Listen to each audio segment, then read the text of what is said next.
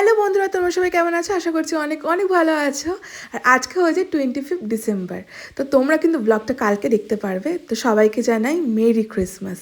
তো দেখো, এদিকে তো ক্রিসমাস, মেয়ে হচ্ছে ঘুমাচ্ছে। তো মেয়েকে ঘুম ভাঙানোর জন্য পেস্ট দিয়ে তো ঘুম ভাঙিয়েছি, তারপর রেডি করিয়ে নিয়েছি।